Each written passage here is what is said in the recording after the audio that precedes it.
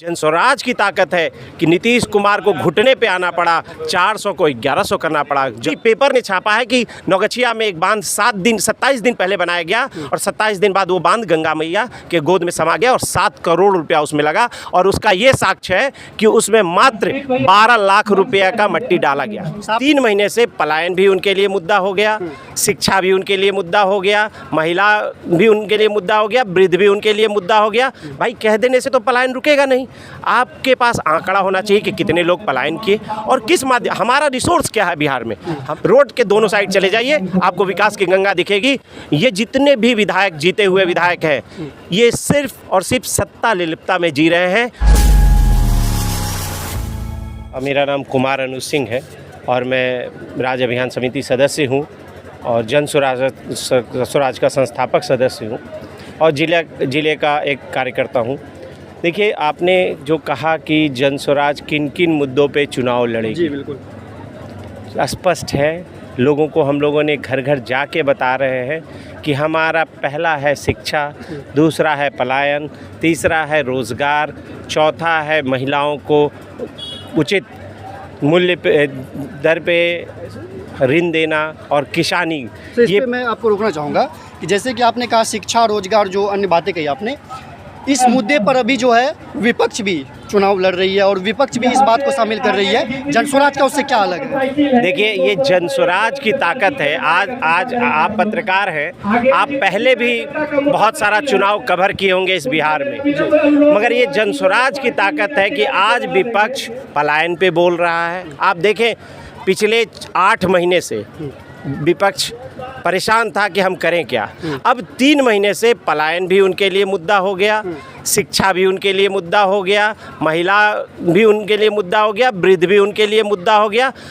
जनस्वराज की ताकत है कि नीतीश कुमार को घुटने पे आना पड़ा, 400 को 1100 करना पड़ा। जनस्वराज की ताकत है कि हमारी आंगनबाड़ी महिला कार्यकर्ताओं का 3000 रुपया करना पड़ा, सेविकाओं का 600 रुपया करना। ये जनस्वराज की ताकत है कि आज डोमिसाइल नीति पे नीतीश कुमार बोल रहे हैं। ये जनस्वराज की ताकत है कि वो पलायन पे बोल रहे हैं। तो जनस्वराज सत्ता, यही जनस्वराज की खूबसूरती है कि बिना सत्ता में आए इस व्यवस्था को बदलना है। अभी तो हम सत्ता में आए नहीं तो इतनी चीज़ें हम बदल दिए, तो आप कल्पना कीजिए कि हम जब सत्ता में आएंगे तो बिहार क्या होगा। साफ शब्दों में समझ सकते हैं कि जनस्वराज की जो मुद्दा है उस मुद्दे की नकल कर रही है बिहार में जो भी राजनीतिक पार्टी है। वो तो दिख रहा है।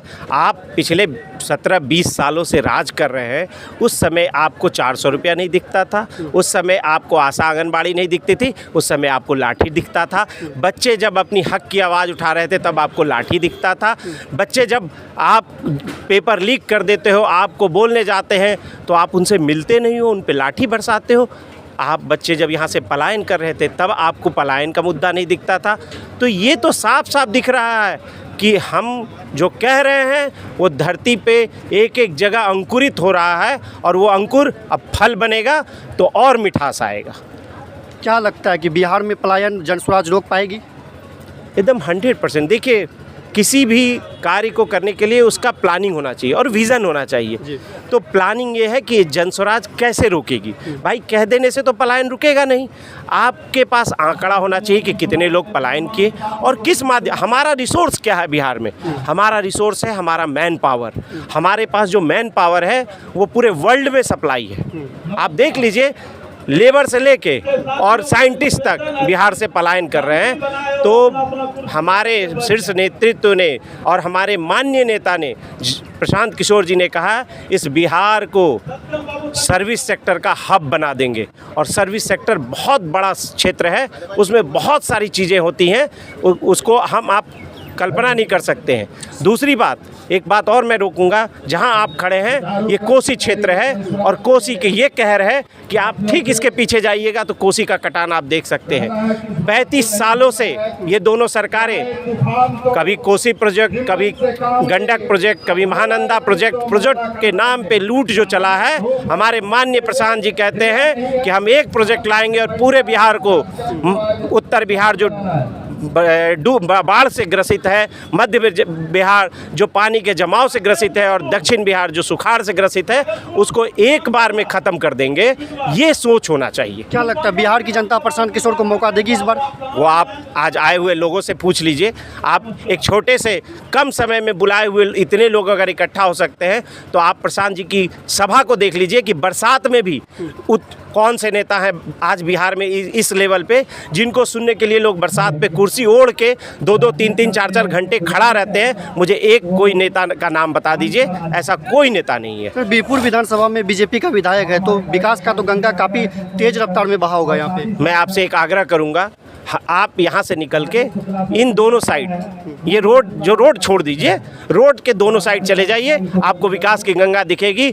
ये जितने भी विधायक जीते हुए विधायक हैं, ये सिर्फ और सिर्फ सत्ता लिप्तता में जी रहे हैं और बड़बोलापन में जी रहे हैं। इनको सिर्फ आता है बाढ़ के समय में कोई बांध बनवा दो, 5 दिन 6 दिन पहले काम शुरू होता है, करोड़ों रुपया खर्च कर दो और वो पैसा लूट के 2000 बोरी डालना है, 200 बोरी डाल के ये लोग सो जाते हैं। ये लूट का इस बिहार में धंधा चल रहा है। आपदा को अवसर बनाया जा रहा है। शुद्ध रूप से ये तो 17-20-35 सालों से हम लोग देख रहे हैं कि जब आपदा आता है, अभी पेपर ने छापा है कि नौगछिया में एक बांध 27 दिन पहले बनाया गया और 27 दिन बाद वो बांध गंगा मैया के गोद में समा गया और 7 करोड़ रुपया उसमें लगा। और उसका ये साक्ष्य है कि उसमें मात्र 12 लाख रुपया का मट्टी डाला गया। साफ तौर पर समझा जाए तो विकास की गंगा बही है, लेकिन भ्रष्टाचार में।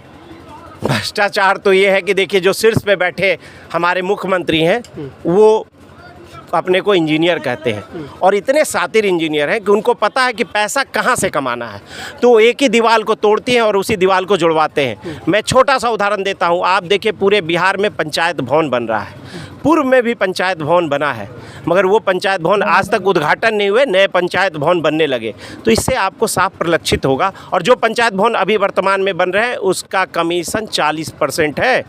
ऑफिशियली 40% कमीशन दीजिए, 60% में आपको जो काम करना है कीजिए। जनसुराज आने के बाद ये सब बंद हो जाएगा।